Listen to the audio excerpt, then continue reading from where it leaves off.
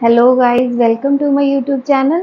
आज मैं आपके साथ ऐसे विषय पर बात करने वाली हूँ जिसमें हर लेडी अपनी लाइफ में एक बार ज़रूर एक्सपीरियंस करती है। तो वो है लेबर पेन्स, जिसे हम प्रसव पीड़ा भी बोल देते हैं। ये प्रसव पीड़ा जो कि हमारे पेट से शुरू होकर हमारी यूट्रस में आती है और थाइस के इनर तक जाती है और कमर में भी जाती है। ये लेबर पेन्स दो तरह के होते हैं, true pens and false pens. जो फॉल्स पेन्स होते हैं वो कई लेडीज़ में 8th मंथ में ही दिखने शुरू हो जाते हैं, जिसमें हम उसे फॉल्स पेन्स कहते हैं। उसमें फॉल्स पेन्स में क्या होता है कि हमें हमारा पेट जो है वो टाइट होना शुरू हो जाता है, बिल्कुल हल्का हल्का सा टाइटनेस होनी शुरू हो जाती है और थोड़े थोड़े टाइम पर।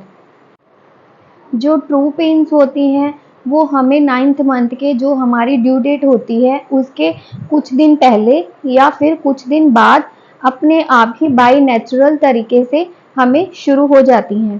तो लेबर पेन्स वो प्रतिक्रिया है जो शुरू हो जाते हैं बच्चेदानी से, और जिस पेन्स के साथ हमारे बच्चेदानी का मुंह जो होता है, यूट्रस का मुंह जो होता है वो खुल जाता है और ये एंड होता है the delivery of the child वेजाइनली। Labour pains कब आते हैं हमें? लेबर पेन्स जो होते हैं वो हमारी डिलीवरी के जो ड्यू डेट दी होती है उसके जस्ट पहले या फिर उसके बाद में आते हैं।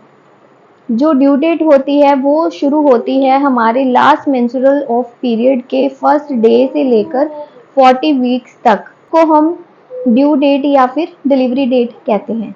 सो ये ज़रूरी नहीं है कि जो लेबर पेन्स होते हैं वो ड्यू डेट के ऊपर ही हमें स्टार्ट होंगे। ये लेबर पेन्स हमें डिलीवरी के 2-3 हफ्ते पहले भी आ सकते हैं, ड्यू डेट के 2-3 हफ्ते पहले भी आ सकते हैं या फिर 1-2 हफ्ते बाद में भी आ सकते हैं।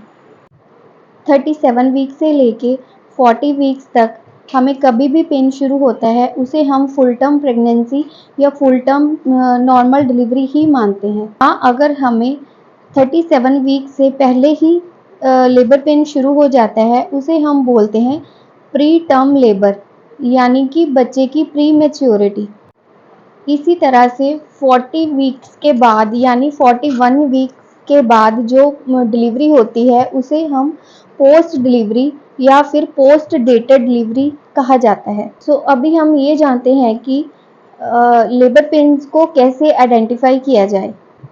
अगर आप घर पर हैं और अकेले हैं, आप कैसे समझेंगे कि ये लेबर पेन्स ही हैं और मुझे हॉस्पिटल जाना चाहिए?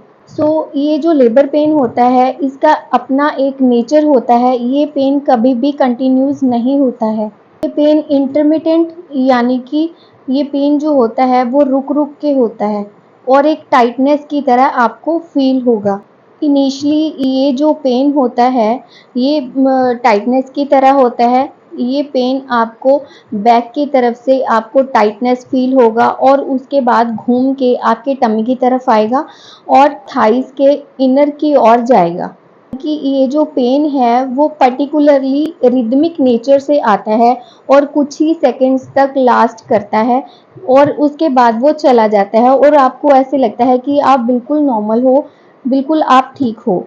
ग्रेजुअली जैसे जैसे पेन बढ़ता है उसकी फ्रीक्वेंसी बढ़ती जाती है और उसका जो लॉन्ग पीरियड है वो भी बढ़ता जाता है साथ साथ, और उसकी इंटेंसिटी और स्ट्रॉन्ग होती जाती है। यानी कि ये जो पेन होता है जब स्टार्ट होता है ये इतना मतलब होता है कि आप इसको वियर कर पाते हो, और इसका जो पीरियड है वो जैसे आपको पहले पेन रहता है 10 सेकंड के लिए और 15 मिनट के बाद आपको पेन आ रही है, और उसके बाद जैसे जैसे इसका टाइम पीरियड बढ़ता जाता है इसकी इंटेंसिटी और भी ज़्यादा स्ट्रॉन्ग होती जाती है और ये मतलब 10 सेकंड से और भी ज़्यादा हो जाती है, 15 सेकंड तक चली जाती है। और हमें 10 से मतलब कुछ सेकंड के बाद ही, हमें कुछ मिनट के बाद ही या सेकंड के बाद ही जैसे जैसे पेन स्ट्रॉन्ग होते जाएंगे वैसे वैसे इसका जो टाइम पीरियड है वो कम होता जाएगा, और ये नॉर्मली कोई इंजेक्शन देने से भी कंट्रोल नहीं होती है। आपको इस तरह का पेन आता है प्रेगनेंसी में तो हाँ, ये लेबर पेन्स ही होते हैं और आपको अपने डॉक्टर से कंसल्ट करना चाहिए और इमीडिएटली उनके पास जाना चाहिए। इनमें कुछ और चीज़ें भी होती हैं जो हमें शो करती हैं कि हमें लेबर पेन्स स्टार्ट होते हैं। आपको जैसे कुछ लेडीज़ को मतलब जैसे वेजाइनल एरिया से म्यूकस पास हो सकता है, जैसे स्लिपरी कोई सॉल्यूशन पास हो सकता है। ये आपको ब्लड स्टेन जैसे भी फ़ील हो सकता है कि हमें ब्लड आ रहा है। क्लिनिकल लैंग्वेज में इसको शो कहा जाता है। लेबर पेन का एक और साइन भी होता है जिसे हम अंदाज़ा लगा सकते हैं कि हमें अपने डॉक्टर से जल्द कांटेक्ट करना चाहिए और इमीडिएटली उनके पास जाना चाहिए, जिसे हम बोलते हैं वाटर बैग लीकेज।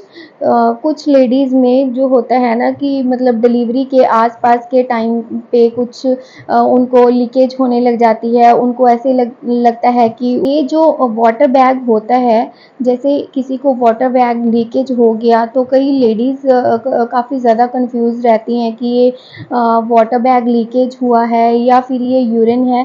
ये उनका वाटर बैग लीक हो जाता है, तो उस कंडीशन में क्या होता है कि आप 1-2 दिन में लेबर पेन में जा सकते हो। तो उस कंडीशन में भी आपको घर पे नहीं बैठना है, अपने डॉक्टर के पास विज़िट के लिए जाना है। मेरे टाइम पे मुझे फर्स्ट प्रेगनेंसी में भी सेम ऐसा ही हुआ था। मतलब मुझे पेन्स बिल्कुल भी स्टार्ट नहीं हुई थी और मेरा वाटर बैग लीक हो गया था। तो मैंने इमीडिएटली अपने डॉक्टर से कंसल्ट किया था, तो उन्होंने मुझे लेबर पेन्स स्टार्ट कर दी थी, आर्टिफिशियल लेबर पेन्स मुझे स्टार्ट कर दी थी।